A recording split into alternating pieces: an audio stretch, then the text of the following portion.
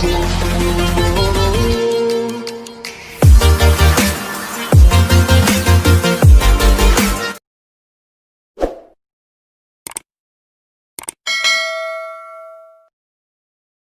Channel को subscribe जरूर कीजिएगा जिससे कि और बेहतरीन वीडियो आप तक पहुंच सके। नमस्कार बच्चों, आज कक्षा 9th चैप्टर 1 संख्या पद्धति करवाने जा रहा हूं। तो उससे पहले थोड़ी सी जानकारी। अभाज्य संख्या किसे कहते हैं? एक से बड़ी वे प्राकृतिक संख्या है जो एक या स्वयं से अलावा किसी और से विभाजन ना होता हो। जैसे कि देखिए, एक सिर्फ एक से कटेगा, दो जो है एक से कटेगा और दो से, तीन जो है एक से और तीन से कटेगा। इन मतलब कि जो संख्या अपने पारे से कटे और सिर्फ एक के पारे से कटे तो वो आपकी क्या कहलाएगी? अभाज्य संख्या। भाज्य संख्या किसे कहते हैं? एक से बड़ी वे प्राकृतिक संख्या जो एक या स्वयं के अलावा किसी और से विभाजन हो जाए उसे कहते हैं भाज्य संख्या। जैसे 4 2 से भी कट जाता है, 6 3 के पारे से कट जाएगा, 2 के पारे से कट जाएगा, 8 2 के पारे से कटेगा, 4 के पारे से कटेगा। यानी कि अपने पारा छोड़ के दूसरे पारे से भी कट सकता है, उसे भाज्य संख्या कहते हैं। परिमेय संख्या किसे कहते हैं? वह संख्या जिनको P/Q में लिखा जा सकता है। जैसे 2/3 हो गया, 4/5, 1/2, ये सब आपकी क्या होगी? परिमेय संख्या है, जिसको बट्टे में लिख सकते हैं हम। अपरिमेय संख्या किसे बोलते हैं? जो हम P/Q में लिख नहीं सकते। जैसे 1.235 ... कुछ भी आ रहा हो, ठीक है, या 2.5 2 3 4 ... ये सब आपकी क्या कहलाएगी? अपरिमेय संख्या है। ठीक है बच्चों, इसके बाद आता है प्राकृतिक संख्या है। ठीक है, इसको n से दिखाते हैं हम। एक से अनंत तक, एक से अनंत मतलब एक से लेके जहाँ तक संख्या आप गिन सकते हैं वो सब क्या कहलाती है? आपकी प्राकृतिक संख्या है। ठीक है, पूर्ण संख्या किसे बोलते हैं? 0 से अनंत तक का। 0 मतलब कि ये तो अपने एक से स्टार्ट किया, अगर इससे आगे 0 लगा देंगे तो ये पूर्ण संख्या हो जाएगी। 0 से लेकर अनंत तक का सब कहते हैं आपकी पूर्ण संख्याएँ कहलाती है। अब अपूर्ण संख्या किसे बोलते हैं? अपूर्ण संख्या वो कहलाती हैं, पूर्णांक संख्या है। सभी पूर्ण संख्याएं तथा ऋणात्मक संख्याएं, धनात्मक पूर्णांक और ऋणात्मक पूर्णांक, ये दोनों जो होती है आपकी पूर्णांक कहलाती है। धनात्मक भी हो सकता है, ऋणात्मक भी हो सकता है और जीरो भी हो सकता है। तो ये आपकी पूर्णांक जो होती है, जितनी भी आपकी संख्याएं हैं, चाहे वो प्लस में हो चाहे वो माइनस में हो, सब आपकी पूर्णांक कहलाएगी। ठीक है, तो इसी के साथ आगे चालू करते हैं हम पहला 1.1 चैप्टर। तो बच्चे शुरू करते हैं। तो पहला क्वेश्चन रहा आपका, क्या शून्य एक परिमेय संख्या है? क्या इसे आप P/Q के रूप में लिख सकते हैं जहां P और Q पूर्णांक है और Q बराबर 0 ना हो? ठीक है, तो ये हम लिख सकते हैं शून्य परिमेय संख्या होगी। इसका पहला आंसर लिखेंगे हाँ। ठीक है, उत्तर जो पहले हाँ लिखेंगे। क्यों हाँ लिखेंगे? क्योंकि देखिए मान लीजिए P बराबर हम लेते हैं 0, क्योंकि यहाँ P का मान दे रखा है, लेकिन Q बराबर हम कुछ भी ले सकते हैं। 1 भी ले सकते हैं, 2 भी ले सकते हैं, 3 भी ले सकते हैं, 4 भी ले सकते हैं, कुछ भी ले सकते हैं। अगर हमने यहाँ पर P/Q लिखा तो क्या क्या ले सकते हैं हम इसमें?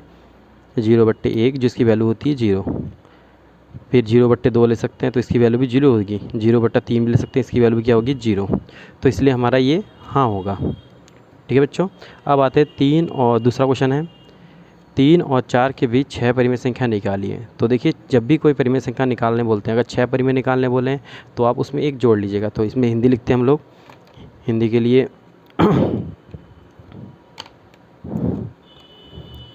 6 परिमेय संख्या ज्ञात करने के लिए, तो क्या लिखेंगे? 6 + 1 = 7। ठीक है, अब क्या लिखेंगे? जो दो संख्याएं लिखेंगे दोनों पक्षों में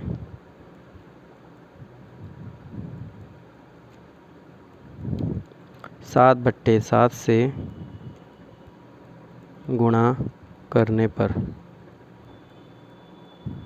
ठीक है, अब देखिए यहाँ पर 7/7 से कैसे गुणा होगा? 3 लिखा हुआ है यहाँ पर, गुणा 7/7। बीच का और लिख दीजिए, जो लिखा हुआ था आपका, ये और जो लिखा हुआ था वो लेके चलेंगे। और यहाँ पर 4 था तो 4 को भी 7/7 से गुणा करेंगे। ठीक है, अब गुणा का 7 × 21, 21/7 और का और लिख दीजिए, और 7 × 28, 28/7।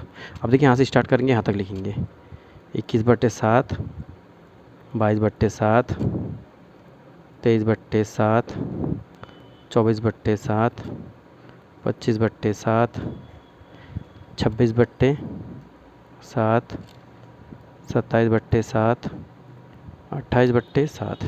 देखिए यहाँ पर ये वाला और ये वाला तो आपके दे रखे हैं, तो इन दोनों को गिनेंगे नहीं। बाकी जो बीच में है आपकी, देखिए 1 2 3 4 5 6, ये आपका 6 परी में निकल गया। अब आंसर लिखेंगे। अगर ये दोनों को ना लिखे तब भी चलेगा, क्योंकि ये दोनों आपके पहले से दे रखी है, इसलिए हम इस चीज़ को ना लिखे तब भी चलेगा। आशा करता हूँ समझ में आ गया। अब नेक्स्ट क्वेश्चन की तरफ बढ़ते हैं। आपकी क्वेश्चन नंबर 3, सेम वही क्वेश्चन है आपके। 3/5 और 4/5 के बीच 5 परी में निकाले। देखिए इसमें 5 निकालने बोला है, तो हम वही करेंगे जिसमें लिखे थे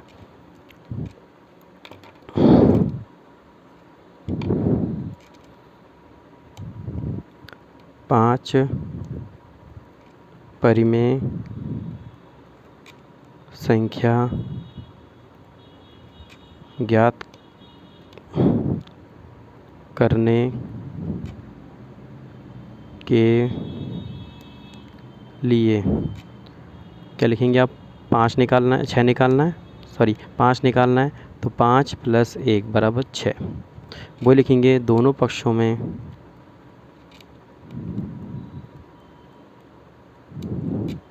6/6 से गुणा करने पर, तो क्या लिखेंगे? 3/5 गुणा 6/6।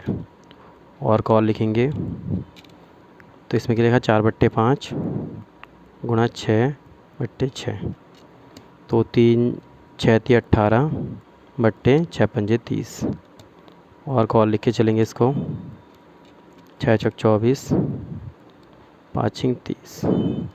ठीक है, आशा करते हो तो समझ में आ गया। अब देखिए सेम वही करेंगे, यहाँ से स्टार्ट करेंगे, यहाँ तक लिखेंगे। तो हम यहाँ पर अलग से लिखते हैं 18/30, 19/30, 20/30, 21/30, 22/30, 23/30, 24/30। देखिए ये वाला और ये वाला तो आपके दे रखा है, ये और ये। बाकी बीच में आपके जो 5 बचे हैं, देखिए यहाँ पर 1 2 3 4 5, ये आपकी परिमेय संख्या है। ये आप डायरेक्टली आंसर लिख सकते हैं। अब आते हैं क्वेश्चन नंबर 4, सत्यासत्य में अंतर और उत्तर लिखिए। प्रत्येक प्राकृतिक संख्या एक पूर्ण संख्या होती है, तो ये सही है। देखिए प्रत्येक प्राकृतिक संख्या होती है पूर्ण संख्या होती है। पूर्ण संख्या में क्या क्या आता है आपका? 0 से लेके अनंत तक। और प्राकृतिक संख्या क्या होती है? 1 से लेके अनंत तक। तो यहाँ पर आपका क्या होगा? सत्य। ठीक है, अगर क्वेश्चन सत्यासत्य में पूछा गया तो सत्यासत्य में आंसर दीजिएगा। और यहाँ पर अगर सही गलत में दे रखा है तो सही गलत में आंसर देना होता है। प्रत्येक पूर्णांक एक पूर्ण संख्या होती है। देखिए पूर्ण संख्या क्या होती है, आपको बताया था। जो पूर्णांक संख्या क्या होती है? जो आपकी माइनस में भी होता है, प्लस में भी होता है। आपको इस बारे में आपके इससे पहले बता दिया। पूर्णांक जो होती है माइनस में हो सकता है, प्लस में हो सकता है, 0 हो सकता है। और पूर्ण संख्या क्या होती है? जो 0 से लेकर अनंत तक होती है, माइनस में नहीं हो सकता। तो इसलिए क्या होगा? असत्य। अब तीसरा देखिए, प्रत्येक परिमेय संख्या एक पूर्ण संख्या होती है। देखिए परिमेय संख्या जो होती है वो आपको पहले बता रखा है। पूर्ण संख्या कौन सी होती है? पूर्ण संख्या होती है जो 0 से लेकर अपॉन तक जितनी होती है। परिमेय संख्या क्या होती है? जो बट्टे में लिख सकते हैं, P/Q में लिख सकते हैं। तो P/Q में अगर कोई मान लीजिए हम यहाँ पर कोई चीज़ लिखते हैं 4/6, और पूर्ण संख्या आपकी कितनी हो गई? 0 1 2। तो देखिए इसको अगर हम यहाँ से क्रॉस करते हैं या भाग करते हैं तो हमारी इसमें से कोई भी चीज़ नहीं आएगी। तो इसलिए ये संख्या भी क्या हो जाएगा? आपकी असत्य हो जाएगी। आशा करता हूँ आपको 1.1 समझ में आ गया। और अगर इसमें से कोई भी चीज़ आपको समझ में नहीं आई तो आप कमेंट बॉक्स में लिख के पूछ सकते हैं। धन्यवाद। आज के लिए इतना ही। धन्यवाद।